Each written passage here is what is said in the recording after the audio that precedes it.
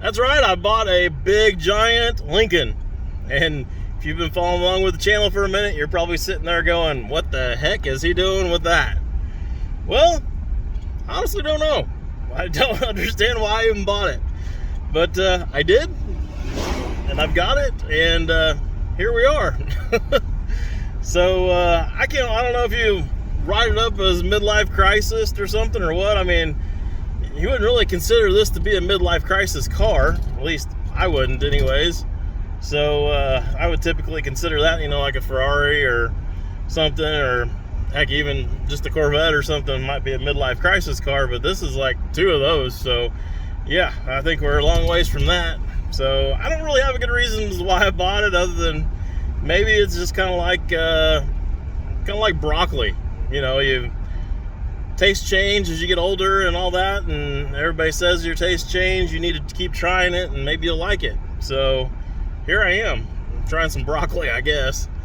I'm gonna get up here where we can pull over for a second. I'll give you guys a quick walk around to the car, and then that's kind of ride like a big boat. That was pretty smooth because those tracks are rough.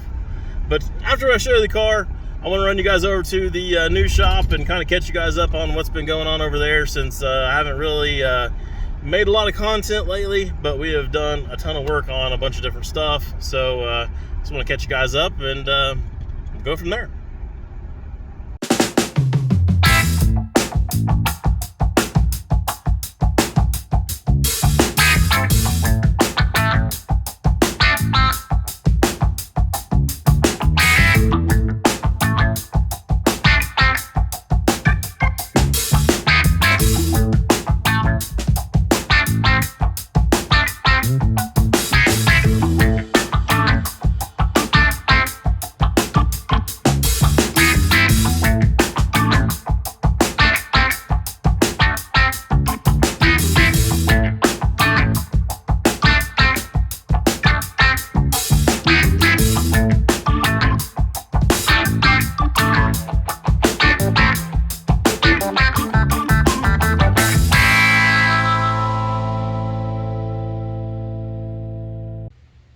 So there you go, my 1978 Mark V Lincoln, and I really don't know why, but I like this thing for some reason.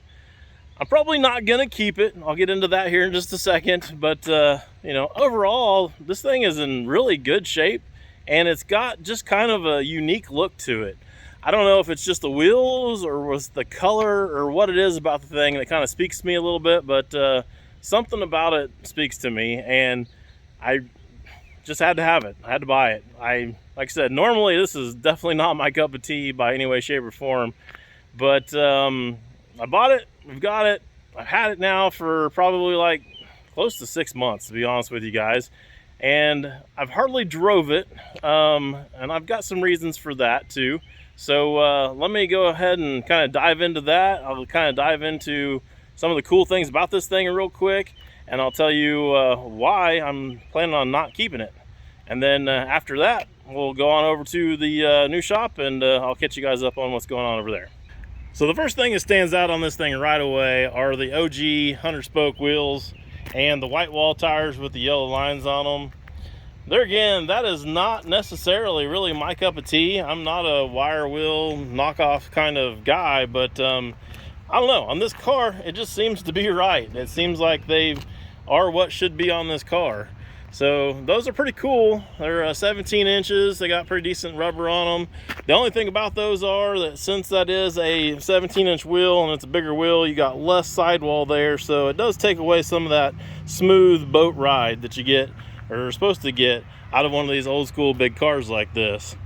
So move over here, we'll check out that diamond in the window. There is actually a diamond embedded in the glass right there. Legit real diamond. And this is the only year, 1978 is the only year they actually did this giant Diamond Jubilee Edition. You go on in here inside the car. Of course, it's a Lincoln, so it's decked out with all the bells and whistles. We've got all the power windows and locks and all that kind of stuff over there. Mirrors. We've got inside here.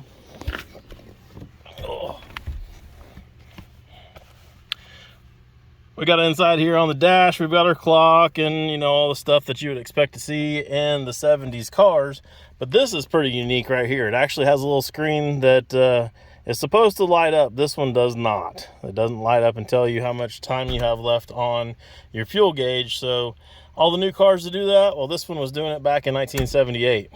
Then we've got our cassette player in here and our cigarette lighter. Those are a must back in 1978. Of course, you got all the AC and heat controls, but it has a really unique light switch over here to control all of the lighting in the car. Another thing that is kind of neat to this car is this big center console here.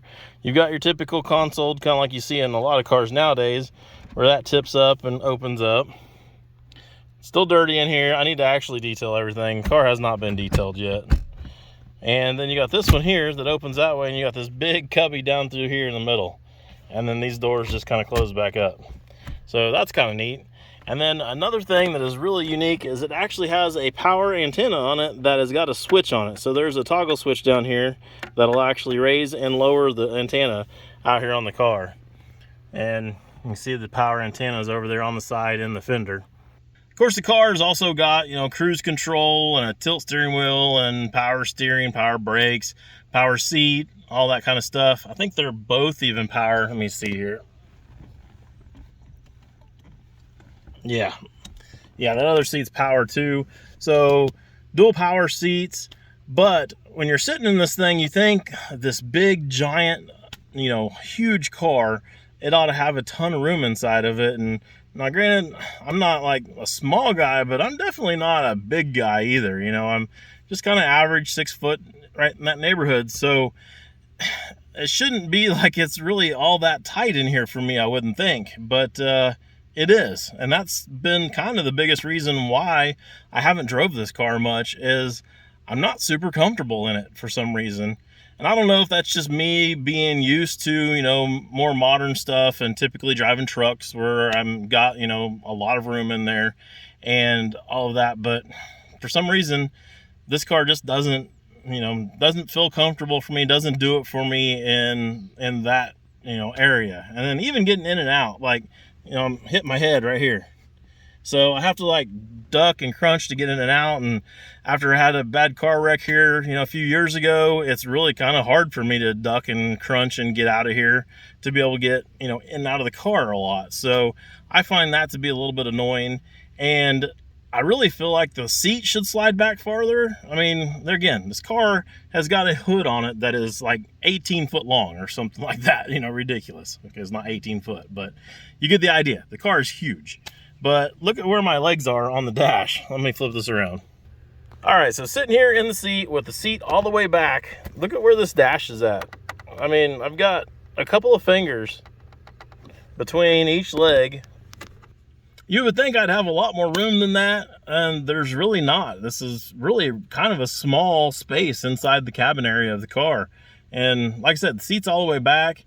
It's tilted back. I mean, the seat doesn't really tilt forward or backwards. It raises up and down a little bit, and it goes forward and backwards, but it doesn't, the back doesn't tilt. Or at least I haven't been able to find any place where it tilts. I think it's just kind of pretty well just stuck where it's at. Feel around, make sure I'm not missing something. Yeah, there isn't anything. So the seats are actually laid way back. I mean, we're definitely riding pimping this thing. They're probably close to 70 degrees. You know, the seats laid way back there.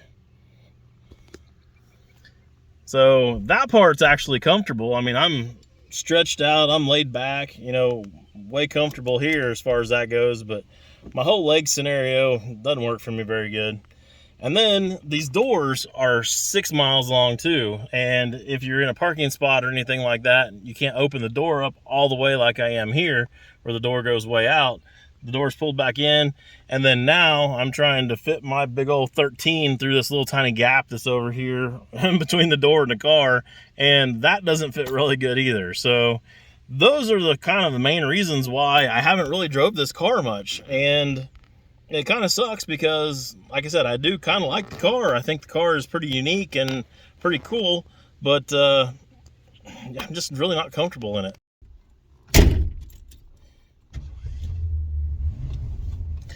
So the other thing that really kind of surprised me about this car is it's got all the 1978 smog control garbage all over it. So this thing's sitting here with a 460 in it, and you can tell this thing wants to run. It wants to really get out there and roll, but it just don't have a lot in it. You know, if you press the pedal down about, I'm gonna say 1/4 of an inch or so, this thing gets up and it just rolls right down the road, where a lot of cars by today's standards, you would have it, you know, 1/2 or 3/4 throttle to be able to go, you know, with the standard 4 cylinders that we have today at the rate of acceleration that this thing does. So that part's pretty awesome. But the thing about that is, after we get past about 1/4 throttle, I can mount this thing to the floor and it feels like the same acceleration. So you know this motor is just choked out and just can't breathe because of all the smog control stuff that's all over it. And it's kind of a shame, because I really do feel like if it had all that stuff ripped off, that this thing would shit and get, and it'd roll right down the road really good. Even being as big of a car as it is, I think it would probably be a contender with a lot of stuff.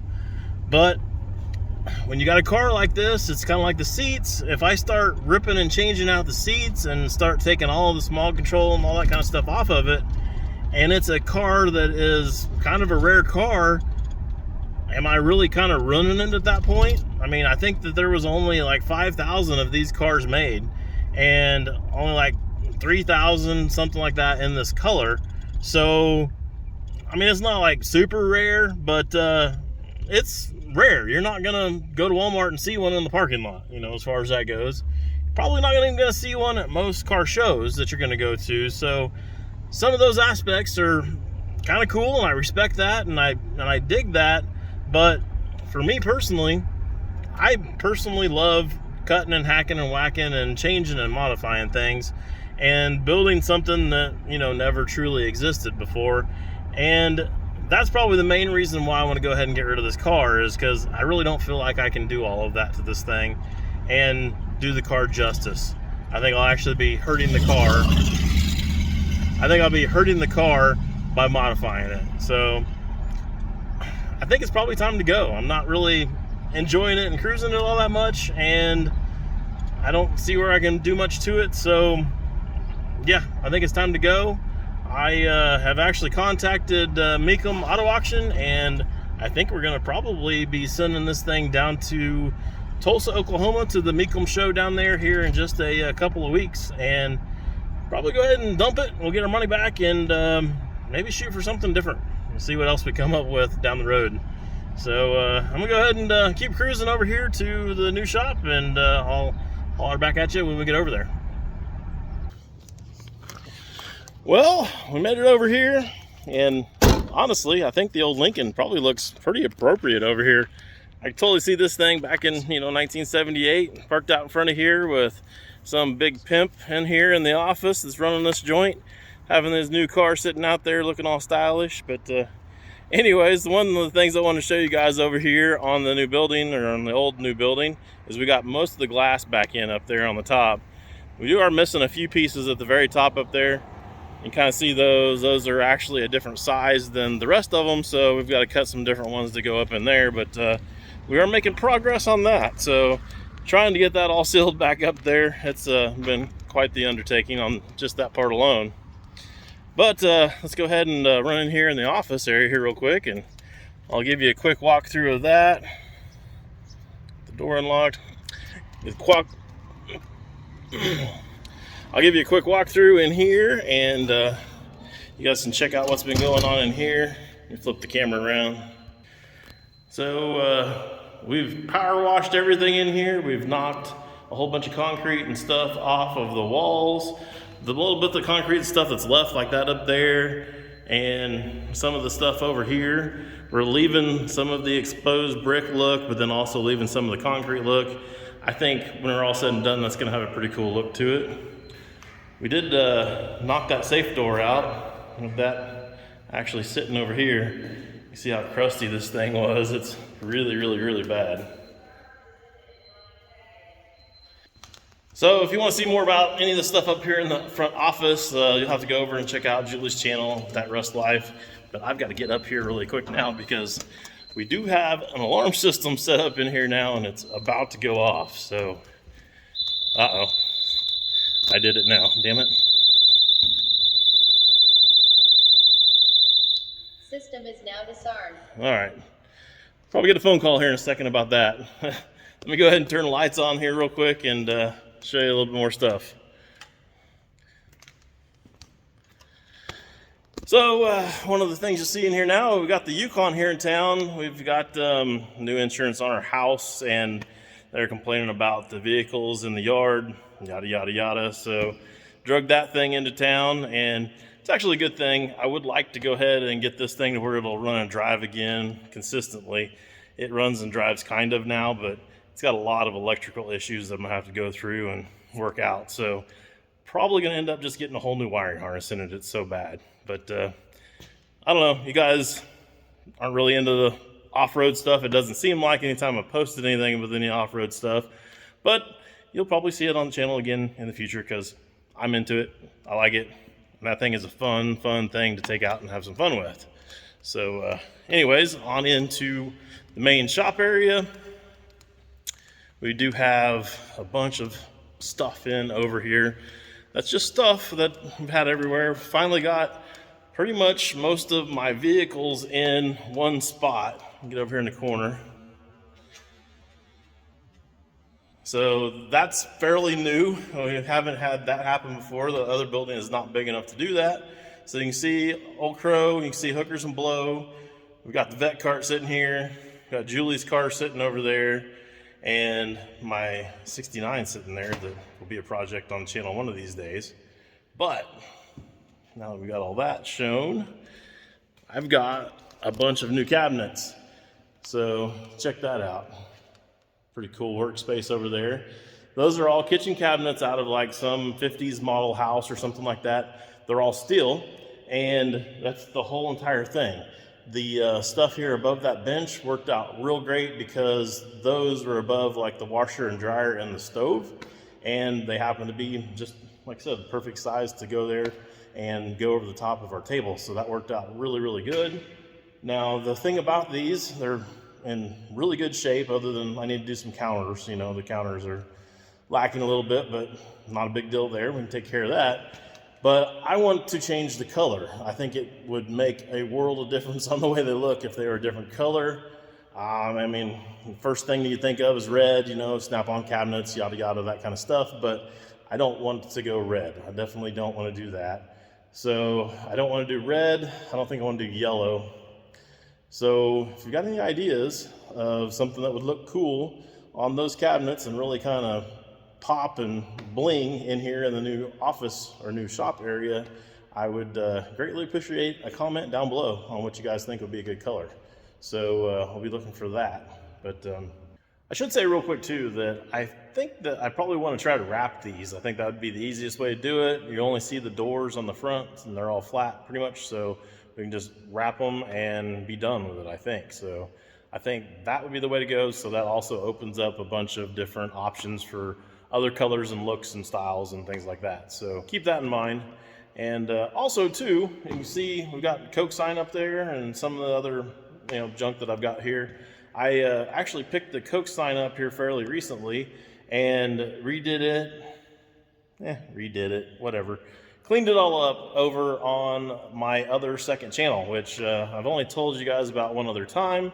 But we do have some videos over there now, and we're starting to get a collection of stuff over there on Tips and Tools Tuesday, and it is just a random space to be able to pass along with you guys, just like I said, tips and tools. So you might want to go over there and check that out, Tips and Tools Tuesday, and every Tuesday I am trying to post a new video over there as well.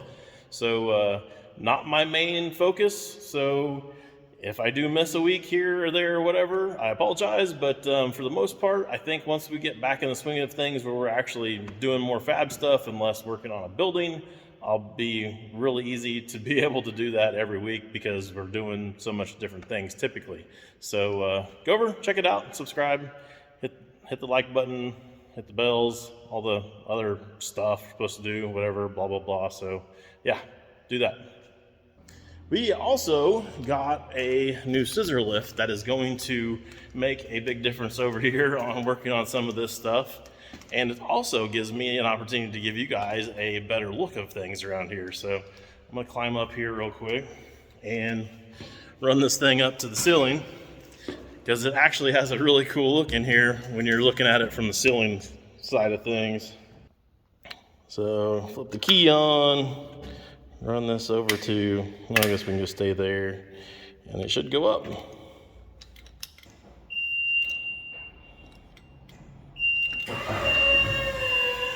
Still learning how it works.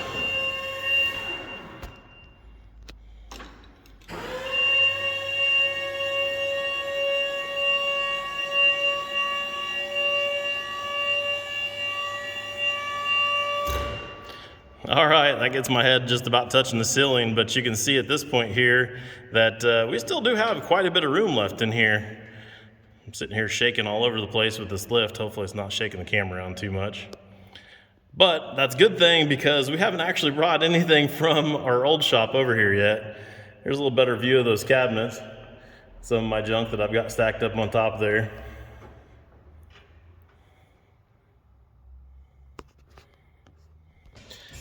Anyways, all this stuff is not going to end up staying in this building, or it'll stay in the building probably, but it's not going to stay in this room. Once I get everything kind of done and organized, I'll probably have it over in the other room. Have it over there in the other room, so it won't be in this room where we're actually doing most of our work. So we'll still have plenty of room to be able to get everything from the other shop in here.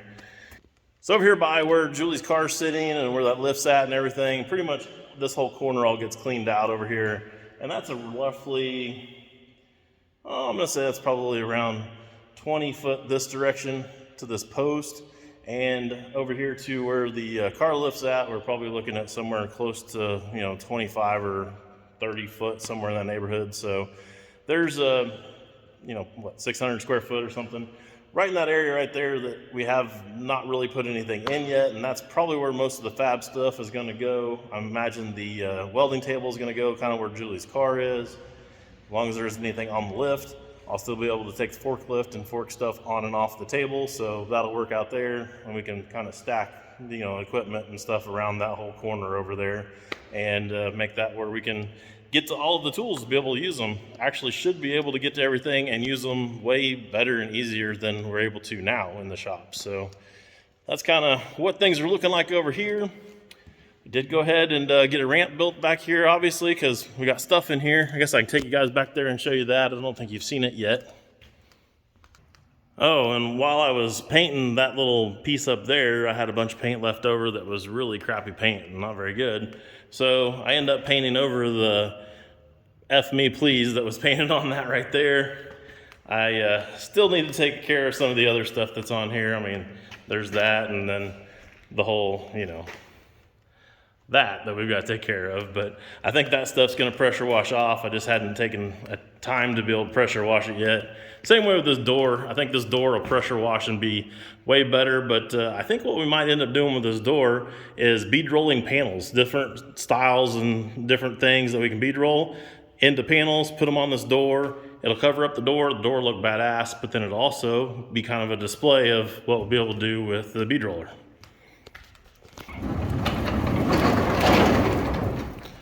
All right, now you can see some of the junk that we've got stacked back here already by the back door. Seems like that's where I usually throw stuff. But we've got a pretty good ramp back here. I went through and kind of leveled everything all out here a little bit the other day, so I hadn't really been drove on much since I did that a couple days ago. But it's packed in really good now, other than the surface. The surface is still a little bit loose, like I said, from me kind of trying to level it all out. And the other big thing that you guys have probably already noticed is another bus. That is going to have to be a video for another day though. I was really hoping the bus was going to be a project that we would be able to get started on fairly soon, and it's in pretty good shape, so I don't think it'd take much to get it going. I mean, in the big picture of things to get going. I mean, it's not like a, hookers and blow build where we're going to have to build a whole chassis and everything all custom. There'll be a lot of custom stuff on it, but it won't be like that. So I think we can knock it out fairly soon, but reality is that we've already got so much other stuff to do.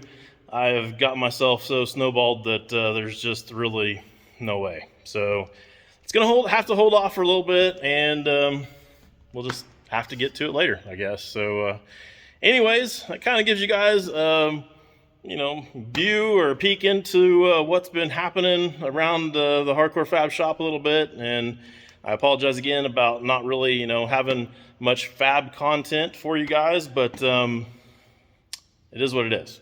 This project here is so huge, but it's going to be an awesome space when we get it done, and we'll be able to do so much more fab stuff and so much bigger and crazier things. So excited, looking forward to that, and hopefully you guys are too. And I guess with that, that's about all I got for you today, like I said. So I'll see you guys next time. What is that? Is it on the camera? All right, see you guys later.